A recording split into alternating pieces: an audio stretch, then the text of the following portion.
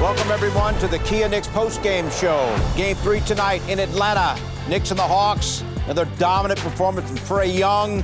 One of his 14 assists to Clint Capella, who went for 13 and 12. Young to Bogdan Bogdanovic.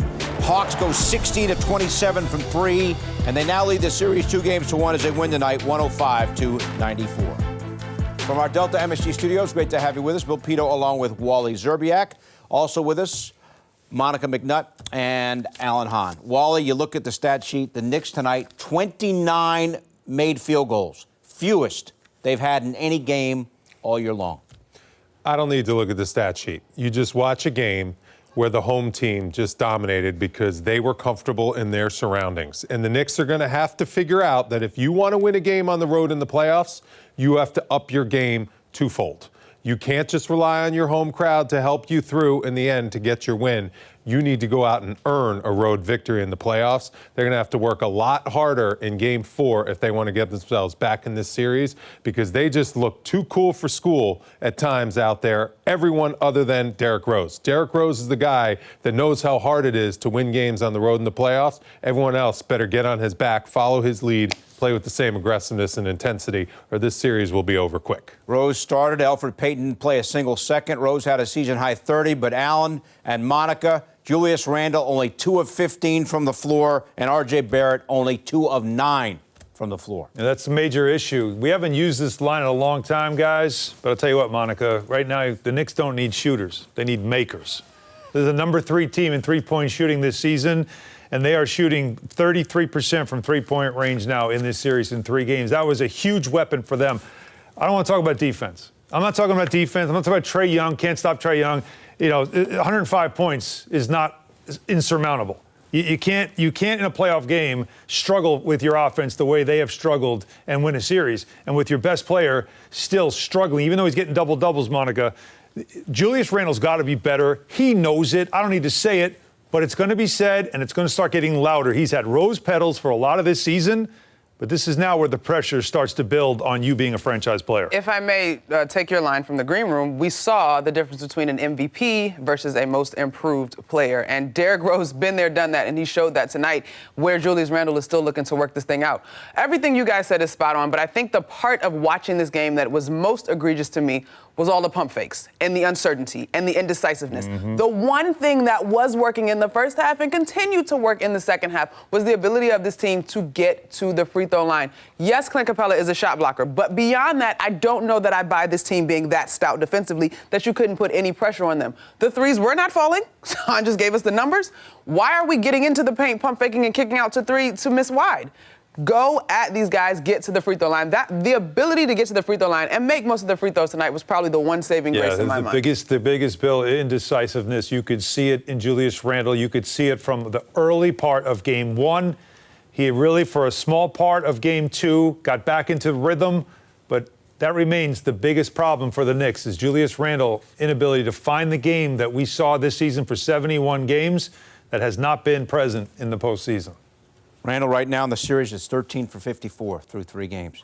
Tell you what, Monica mentioned, if the Knicks don't make 27 free throws, they may have lost by 25 points. I mean, that they got a lot done at the line, and you look at the game, it all turned in the second quarter. Knicks are up 39-36, but the Hawks close the first half on a 22-5 run. Hawks up by 14 at the half. Lights out. No, that was it. And it's when the starters came back into the game. And you know, that Knicks starting lineup did very well in the first quarter, but then for that second run, when the starters came in for the last 6 minutes of the second quarter, it was all Trae Young, just completely breaking down the defense. Collins got going again tonight. He was a donut last game. He's their second leading scorer. He was a lot better tonight, ended up with 14 points. And his defense was, again, really good on Randle. But how about the three-point shooting? I mean, who needs free throws, Monica, when you can shoot 16 from the three-point line? You can have those free throws as much as you want to have those free throws. Those are I'll only take count the for threes. one. you could take those little twos. Yeah, and those free throws. The Hawks They only needed made something. 5 free throws. They only made. They didn't need, They literally. only made 5. Wow. Hawks 5 of 8 from the line. Knicks go 27 of 30. But the if bigger- not for that, the Knicks would have lost by And how the many Knicks are points? complaining about the refereeing. The Knicks got the foul calls. The Knicks Yeah. went to the free throw line 30 times. What are they complaining me a about? headache. There was the a lot Knicks of couldn't make frustration. shots. That's the bottom line. Bottom the new line. NBA, you have to make shots. You have to make threes. And tonight, Trae Young was getting his teammates wide open looks. While you always say this too about, especially with young teams, but also about benches, is that you just are more comfortable at home. You play better at home in the postseason, right? Well, in the first 2 games at the Garden, the Hawks could not make threes. They were shooting 30% from three-point range. We saw them go ice cold in the second half of Game 2.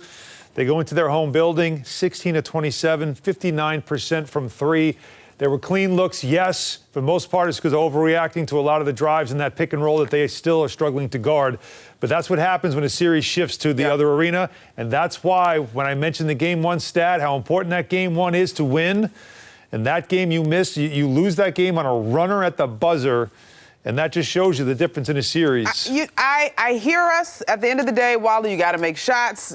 To your point, Han, you can't let another team shoot as well as they did. Sometimes you run into a buzzsaw. I don't think that's, again, for me, the biggest issue here. It just didn't seem right in terms of competing at a high level, in terms of being willing to match the intensity. While Julius is going to catch the bulk of this in terms of attention, we know that through the course of the regular season, a lot of what he was able to do, Reggie Bullock was hitting shots, RJ Barrett's in that corner Supporting hitting cast. shots, and the supporting cast allowed him to get free. The Hawks have made it clear, you cannot get to your spots the way that you did in the regular season, but he hasn't made the adjustments, and his teammates honestly haven't helped him outside of Derrick Rose.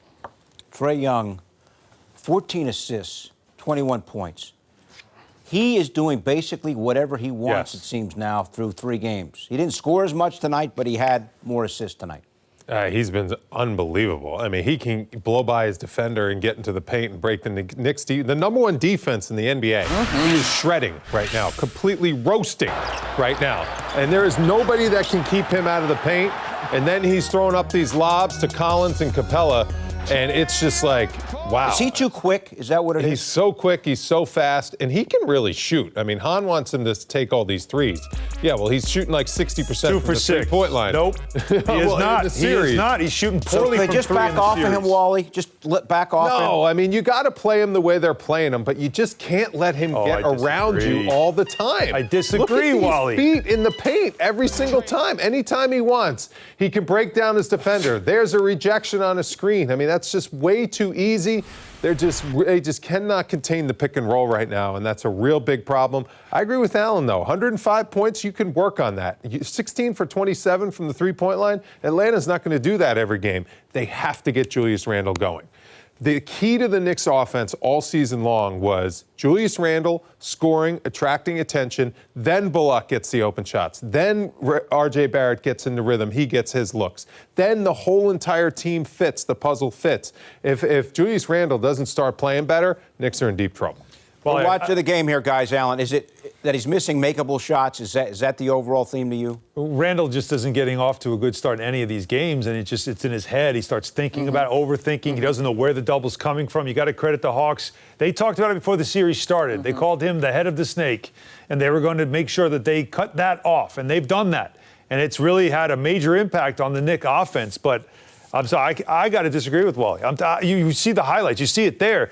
They're staying so close to him that he's able to get by you because he is quick. That his three-point shooting is not a major issue so far in this series.